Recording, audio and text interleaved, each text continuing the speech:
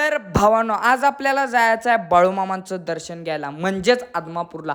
खूप दिवस झालते आपण जाया नव्हतो बाळूमामांचं दर्शन घ्यायला, आणि आज तो योगायोग आला.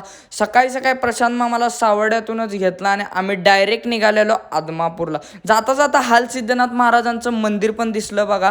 त्यानंतर आम्ही डायरेक्ट पोचलो आदमापुरात. बघा, जगाचा मालक माझा देव बघा कसा थाटात उभारलाय. ह्यांची मूर्ती बघितली तरीच माझं मन प्रसन्न होतंय. आणि इथं कधी पण या, तुमचं मन भावांनो शांत होणार, डायरेक्ट टेन्शन फ्री होणार तुम्ही. आणि या गर्दीत फक्त मला एकच भीती वाटत होती की आदिराज हरवाय नको. त्याचा हात धरून धरून मी चाललेलो भंडारा लावायला, आणि आलो इथं आणि भंडारा लावला. बोला, बाळूमामांच्या नावानं चांग भलं. त्यानंतर बाळूमामांच्या दरबारात थोडा वेळ थांबलो आणि डायरेक्ट मग निघालेलो आम्ही आमच्या घराकडे. त्यानंतर रस्त्यात आपल्याला हालसिद्धनाथ महाराजांचं दर्शन घ्यावं वाटलं म्हणून आम्ही थांबलो इथं. आणि त्यानंतर भावानं सुयश आणि ओमकारदा आलेत आपल्याला घ्यायला. त्यांच्या संकट जायचं होतं आपल्याला किनाऱ्यावर, एक काम होतं. विक्रमदादा मगदूम पण आपल्याला भेटले किनारा. मग त्यांच्या मग आलो भावांनो आपण श्री नागनाथ वेल्डिंग आणि इंजिनिअरिंग वर्क्सच्या इथं.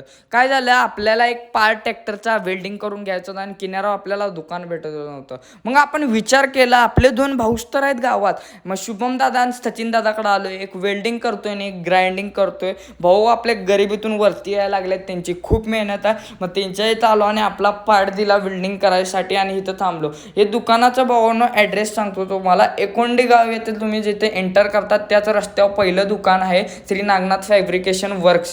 श्री नागनाथ फ्रेंच डोअर यातर्फे तुम्हाला सर्व काही घरपोच मिळेल फॅब्रिकेशन.